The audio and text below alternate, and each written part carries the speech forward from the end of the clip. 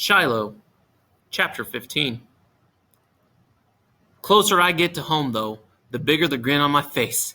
And when I burst in the kitchen, I got a smile from ear to ear.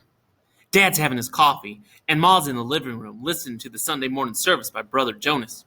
She watches him every Sunday at 7, which tells me what time it is already. Where you been? Says Dad, and I can tell Ma's paying attention too. You up and gone? We got to worrying. I slide in my chair and almost have to push my cheeks in to keep my smile from going all the way around my head. Went to see Judd Travers, I say, still breathless, and I'm buying his dog. Ma gets up and comes to the kitchen doorway. What? Thought he wasn't selling, says Dad, looking at me hard. He wasn't, but I talked him into it. He needs help around his place. And he says, if I work hard for him for 20 hours at $2 an hour, that will pay the $40 he wants for Shiloh. Ma's smile getting broader by the minute. I don't believe it, she says. Shiloh's yours? Not yet, but he will be, and we don't have to take him over to Judd's. Before I can get the last word out, she's got her arms around me, squeezing the breath from my chest almost. I think Shiloh can smell Judd Travers on me. He can smell the deer's blood, too. I know by the way he sniffs my shoes. But finally, he just can't stand it no more. He's joyful I'm back, and he's licking me, welcoming me home. But Dad's still studying my face. I can't figure it, Marty. Judd seemed pretty definite about keeping that dog. What was said between you? I really didn't want to lie no more. If I tell Ma and Dad everything except about the deer, that's lying by omission, Ma says, not telling the whole truth. But if I tell about the deer after promising Judd I wouldn't, then I would have lied to Judd. Rather lie to Judd than my folks, but I figure it this way. Dad wouldn't report Judd even if he saw him shoot a doe out of season, because that's the way it's always been around here.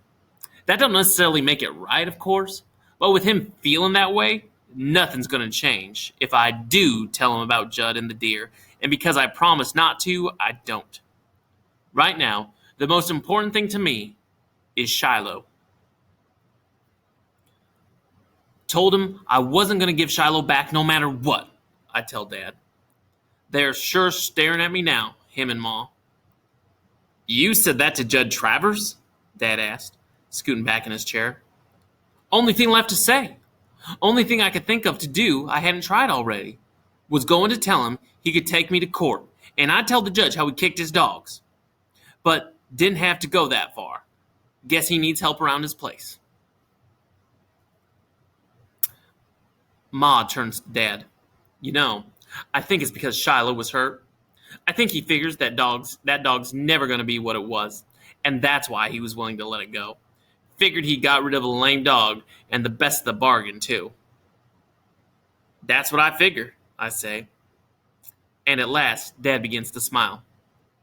So, we got ourselves a new family member, he tells me.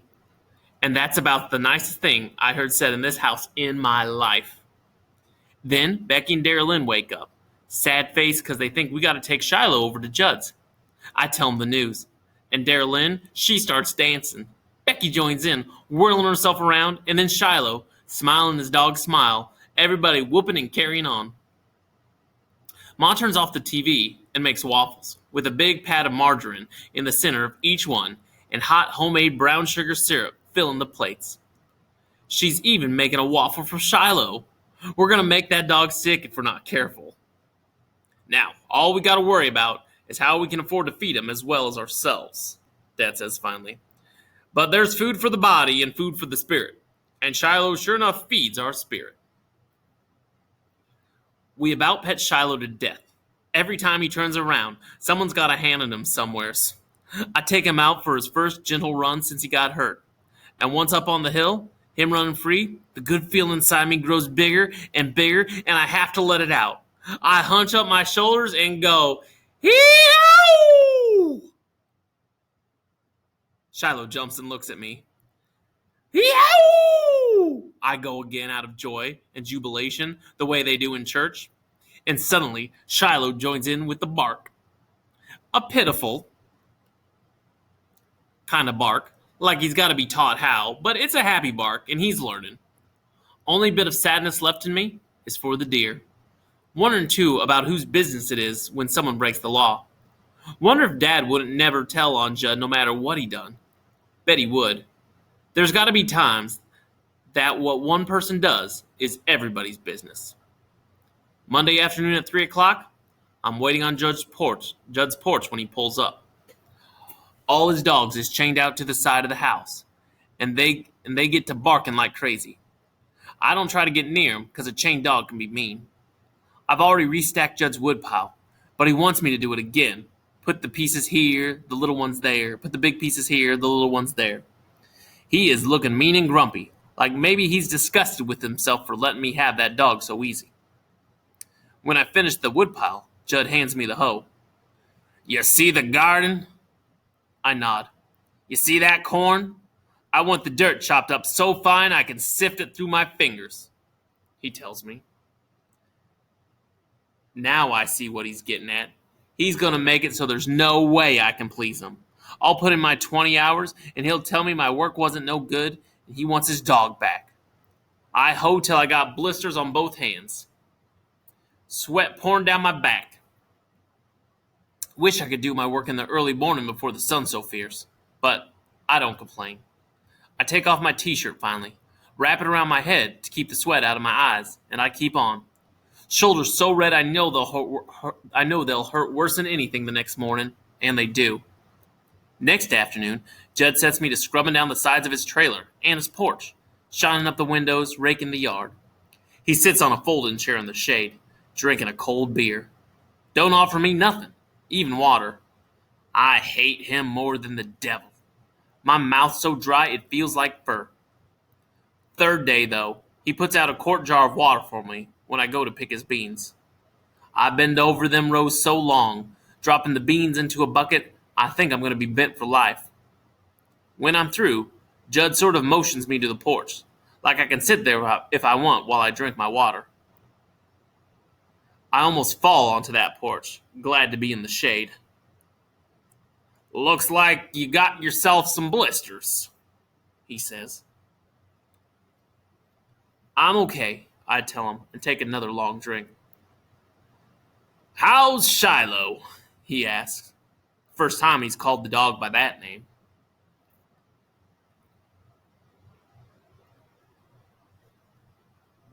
He's doing fine. Still got a limp, but he eats good. Judd lifts his beer to his lips. Would have been a good hunting dog if I could have just kept him home, he says. The other dogs never run off. I think about that a while. Well, I say finally, each one is different. That's the truth. Kick one and he just goes under the porch for an hour.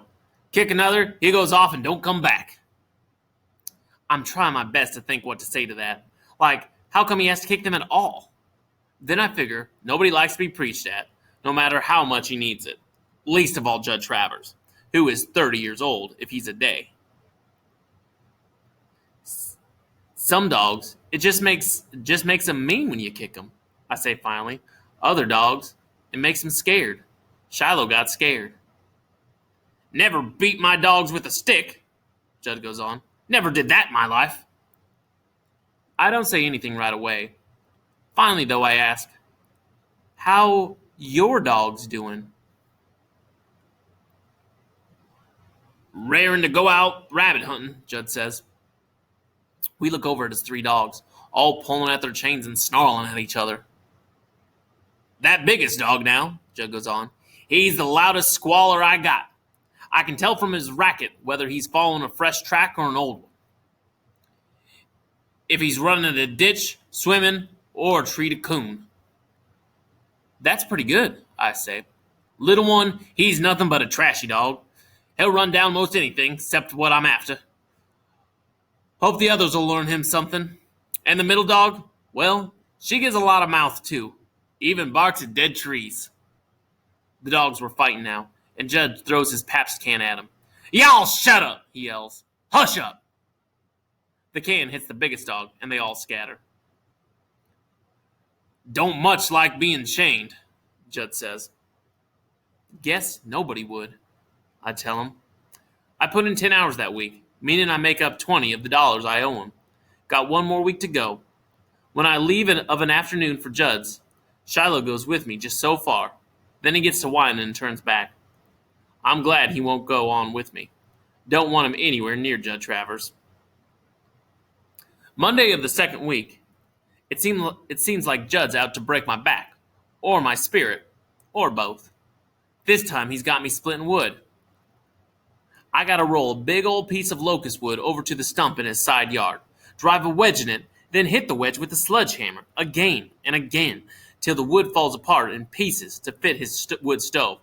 Then another log, and another. I can hardly get the sledgehammer up over my head, and when I bring it down, my arms is so wobbly, my aim ain't true. Almost dropped the hammer. This ain't a job for me, and if Dad saw what Judd was making me do, he'd tell him it wasn't safe. But Judd's out to teach me a lesson, and I'm out to teach him one, so I keep at it. Know it takes me twice as long as Judd to split that wood, but I don't stop. And all the while, Judd sits on his porch, drinking his beer, watching me sweat. Sure does his heart good, I can tell. Then he says something that almost stops my heart cold. Laughs and says, "Boy, you sure are putting in a whole lot of work for nothing." I rest my back a moment, wipe one arm across my face. "Shiloh's something," I tell him. "You think you're gonna get my dog just 'cause you got some handwriting on a piece of paper?" Judd laughs and drinks some more.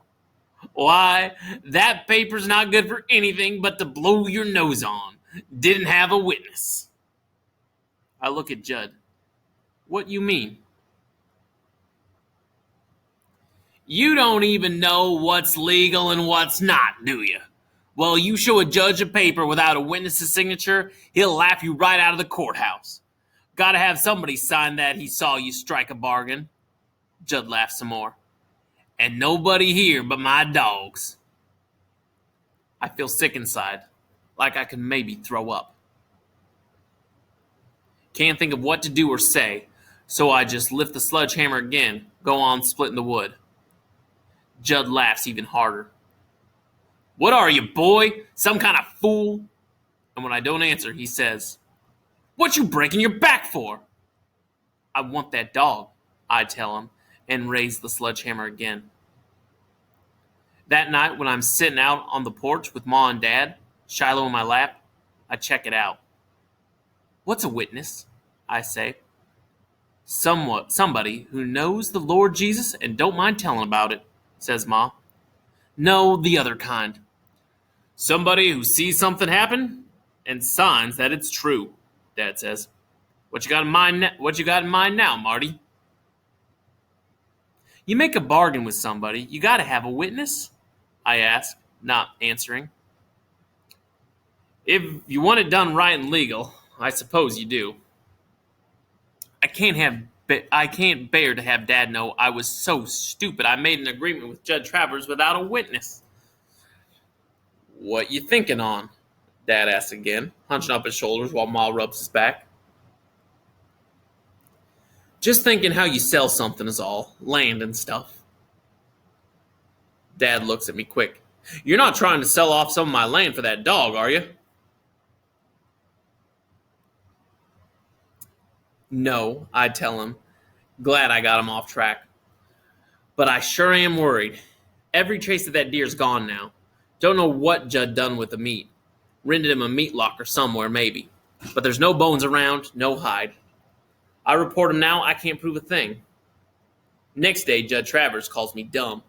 Sees me waiting for him on his steps, and says I must have a head as thick as a coconut. Didn't he already tell me that the paper wasn't worth nothing? I just look straight through him. "You and me made a bargain," I say, "and I aim to keep my part of it. What you want me to do today?" Judd just points to the sledgehammer again, and doubles over laughing like it's the biggest joke he ever played on somebody in his life. I can feel the sweat trickle down my back, and I ain't even started yet. 4 o'clock comes, and I finally finished all that wood, but Judd pretends he's asleep. Got his head laid back, mouth half open. But I know it's just another way he's got to trick me. Wants me to sneak on home. Then he'll say I never kept to my part of the bargain. So I go in his shed, put the sledgehammer back, take out the sickle, and go tackle the weeds down by his mailbox. Work on them weeds a whole hour, and when 5 o'clock comes, I start back toward the shed, see him watching me. I walk over. Sickle's getting dull, Judd. You got a whetstone around? I can sharpen it for you. He studies me a good long while. In the shed, he says. I go get it, sit on a stump running the whetstone over the blade. Past 5 o'clock, says Judd. I know, I say. I ain't gonna pay you 1 cent more, he says. It's okay, I tell him. Never saw a look on a man's face like I seen on his. Pure puzzlement is what it is.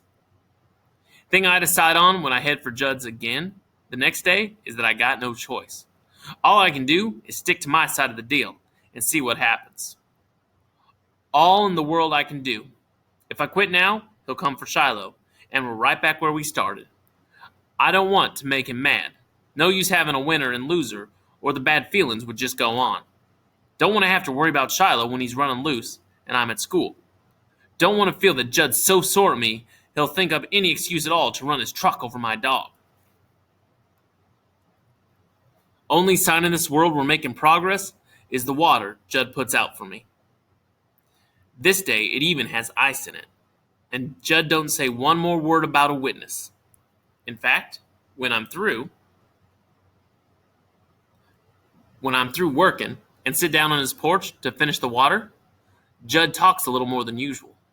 Only bond we got between us is dogs, but at least that's something. I decide to say something nice to Judd. Tell him how good looking his dogs are. Giving a compliment to Judd Travers is like filling a balloon with air. You can actually see his chest swell up. 40, 30, and 45, he says when I tell about his dogs. Those are their names now? What I paid for them, he says. If they had a little more meat on their bones, I figure they'd be the best-looking hounds in Tyler County, I tell him. Judd sits there, turning his beer around his hands, and says, maybe could use a bit more fat. I nurse my water along a little, too. When did you first get interested in hunting? I ask him. Your pa take you out when you was little? Judd spits. Didn't know a man could drink beer and chew tobacco at the same time. Judd spits. Didn't know a man could drink beer and chew tobacco at the same time. But Judd does. Once or twice, he says. Only nice thing about my dad I remember. It's the first time in my life I ever felt anything like sorry for Judd Travers. If you weighed it on a postal scale, would hardly move the needle at all. But I suppose there was a fraction of an ounce of sorry for him somewhere inside me. When I thought on all the things I'd done with my own dad, and how Judd could only remember hunting, well, that was pretty pitiful for a lifetime. Thursday, when I get there, Judd's meanness has got the best of him again, because I can see he's running out of work for me to do, just giving me work to make me sweat. Dig a ditch to dump its garbage in, he says. Hoe that cornfield again, scrub that porch, weed that bean patch. But close on to 5 o'clock, he seems to realize that I'm only going to be there one more time. I'd worked real hard that day, did anything he asked, and done it better than he asked me to. Well, one more day, Judd says when I sit down, at last with my water, and him with his beer. What you gonna do with that dog once he's yours? Just play, I tell him. Love him. We sit there, side by side, while the clouds change places, puff out, the wind blowing them this way and that. I'm wondering how things would have turned out if it hadn't been for that deer. If I had just knocked on Judd's front door 2 weeks ago and told him I wasn't giving Shiloh up, what would have happened then? To tell the truth, I think Ma's right. Judd would have sold him to me by and by because of Shiloh's limp. Judd's the kind that don't like that in a dog. Same as he don't want a dent or a scratch of any kind on his pickup truck. Makes him look bad, he thinks. His truck's gotta be perfect to make up for all the ways Judd's not. The last day I work for Judd, he inspects every job I do, finds fault with the least little thing, keeps pestering me, making me hang around, do my work over. When it's time to go, I say, well, I guess that's it then. Judd don't answer. Just stands in the doorway of his trailer, looking at me. And then I get the feeling he's going to tell me I can take that paper he signed and use it for kindling. Tell me I can call the game warden if I want. There's not a trace of that deer left. The 2 weeks of work I put in for him was just long enough for rain to wash away the blood, for the field grass to spring back up again where the deer was shot. He still don't say anything, though, so I start off for home, chest tight. Just a minute, says Judd. I stop. He goes back inside the trailer, me waiting there in the yard. What am I going to say? He tries that. What am I going to do? And then Judd's back in the doorway again, and he's got something in his hand. Comes down the steps halfway. Here, he says, and it's a dog collar. An old dog collar, but better than the one Shiloh's got now. Might be a little big, but he'll grow into it. I look at Judd and take the collar. I don't know how we done it, but somehow we learned to get along. Thanks a lot, I tell him. You got yourself a dog, he says, and goes inside again. Don't even look back. I get home that evening, and Ma's baked a chocolate layer cake to celebrate. A real cake, too, not no Betty Crocker. After dinner, Ma and Dad on the porch. The four of us rolls around on the grass together. Darlene, Becky, Shiloh, and me. Becky tries to give Shiloh her butterfly kiss, but he don't hold still long enough to feel her eyelashes bat against him. Just got a lick everywhere on her face. And long after Becky and Darlene goes inside, I lay out there on my back, in the grass, not caring about the dew, Shiloh against me crosswise, his paws on my chest. I look at the dark closing in, sky getting more and more purple, and I'm thinking how nothing is as simple as you guess. Not right or wrong, not Judd Travers, not even me or this dog I got here. But the good part is, I saved Shiloh and opened my eyes some. Now that ain't bad for 11.